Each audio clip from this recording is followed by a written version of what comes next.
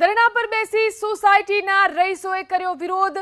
દ્રશ્યો સર્જાયા અમદાવાદના ચાંદખેડા વિસ્તારમાં। ચાંદખેડામાં ટીપી સ્કીમના પ્લોટમાં શાક માર્કેટ બનાવવાનો પ્રશાસને કર્યો છે નિર્ણય, જેનો વિરોધ કરવામાં આવ્યો।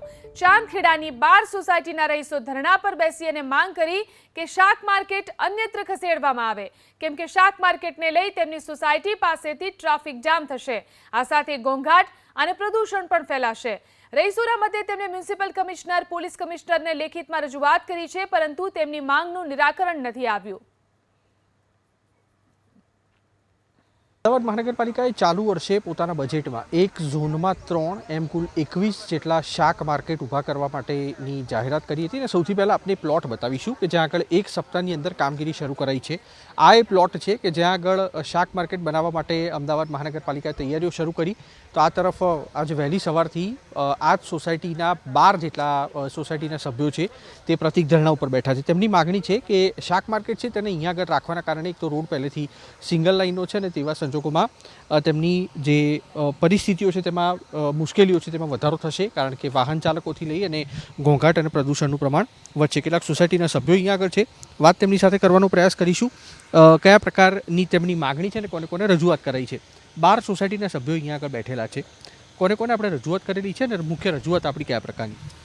આ સમગ્ર પ્રકરણ બાબતે ખાસ કરીને અચલ સોસાયટી, અચલ રેસિડેન્સી એ સિવાય અન્ય 12 સોસાયટીઓના તમામના લેટરપેડ ઉપર મ્યુનિસિપલ કોર્પોરેશનના તમામ લાગતા વળગતા તમામ અધિકારીશ્રીઓ, અહીંના સ્થાનિક કોર્પોરેટરશ્રીઓ, સ્થાનિક ધારાસભ્યશ્રી અને વહીવટીતંત્રને જો પણ પોલીસ તંત્ર સુધી પણ જાણ કરવામાં આવી છે કે આટલા નાના પ્લોટની અંદર આ જે શાક માર્કેટ બનાવવામાં આવી રહ્યું છે એ સ્થાનિક પ્રજાજનો માટે સુખાકારી નહીં પણ દુઃખ લાવવાવાળો એક આખો પ્રશ્ન હોય, એના બાબતમાં સોસાયટી અને કડકમાં કડક રજૂઆત પણ કરી છે।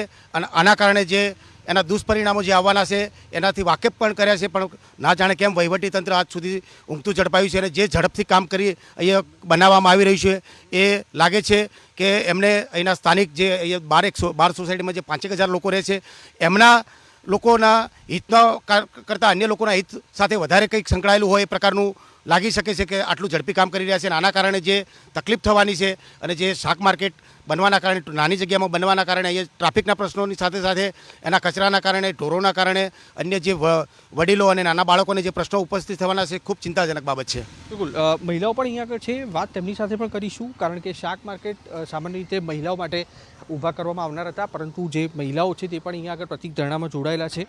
વાત તેમની સાથે કરીશું। બેન, કારણ કે શાક માર્કેટ અહીંયા આગળ ઊભું કરવાની જાહેરાત કરવામાં આવી, એક સપ્તાહની અંદર શાક માર્કેટની કામગીરી પણ શરૂ કરવામાં આવી, કોર્પોરેશનનું આયોજન કદાચ એ પ્રકારનું હશે કે તમને લોકોને વ્યવસ્થા મળી રહે, પણ આપણો વિરોધ કયા પ્રકારનો છે અને તે બન્યા પછી કયા કયા પ્રકારની પરિસ્થિતિઓ ઊભી થઈ શકે? આમાં ट्रैफिक बहुत हो जाएगा और फिर सब्जी मंडी आएगी तो यहाँ पे एनिमल्स और काऊ वाऊ आ जाएंगे, जिससे बच्चों को बहुत परेशानी होगी, हमें आने जाने में बहुत परेशानी होगी, इसलिए सब्जी मार्केट यहाँ पे नहीं आना चाहिए। નહીં આવવું જોઈએ સબ્જી માર્કેટ, અને તેના કારણે જે ભાજપના ધારાસભ્ય છે અલ્પેશ ઠાકોર, તેની સાથે અહીંયાના 4 કોર્પોરેટરો અને municipal commissioner, deputy commissioner, police commissioner, તમામ લોકોને અહીંયા આગળ અરજીઓ આપવામાં આવેલી છે। અન્ય પણ સોસાયટીના જે આગેવાનો છે તે પણ અહીંયા આગળ જોઈ શકાય છે, જે રીતના વહેલી સવારથી ધરણા પર તેઓ બેઠેલા છે, અને તેમની સાથે પણ વાત કરવાનો પ્રયાસ કરીશું અને તેમની પાસેથી પણ જાણીશું કે આખરે શાક માર્કેટ અહીંયા બને તો કયા પ્રકારની મુશ્કેલીઓ છે તે અહીંયા આગળ ઊભી થઈ શકે। દાદા, સમસ્યા કયા પ્રકારની થાય જો અહીંયા આગળ શાક માર્કેટ બને તો? સમસ્યા સર એ પ્રકારની થાય કે આટલા નાના પ્લોટમાં, 400 વારના પ્લોટમાં અહીંયા જો શાક માર્કેટ બને તો પહેલાં તો ટ્રાફિકની સમસ્યા થાય, અહીંયા રોડ ઉપર જગ્યામાં પાર્કિંગ થાય, પાર્કિંગના લીધે સોસાયટીમાં અવારનવાર જવા આવવા માણસોને તકલીફ ઊભી થાય અને અડચણ ઊભી થાય તો ઝઘડા થવાની સંભવ રહે, બરાબર। બીજી વસ્તુ કે અહીંયા દિવસમાં 10 વખત સ્કૂલ વાનો 25 વખત નીકળતી હોય છે, બાળકોનો અવર જવર, પછી લેડીઝો અવર જવર બાળકોને લેવા જવા આવવાનું છે, એજ્યુકેશન હબ છે, અહીંયા અવાજ થાય તો બાળકોને ભણવામાં તકલીફ પડે, પછી સિનિયર સિટીઝન છે અહીં ચાલવા નીકળે છે સાંજે તો એમને અડફેટે લેવામાં પ્રશ્ન ઊભો થાય। એટલે ઘણા બધા પ્રશ્નો છે જે અહીંના આપણી નાની જગ્યામાં એટલા બધા પ્રોબ્લેમ ઊભા થાય કે અહીંની આ બેર થઈ શકે નથી।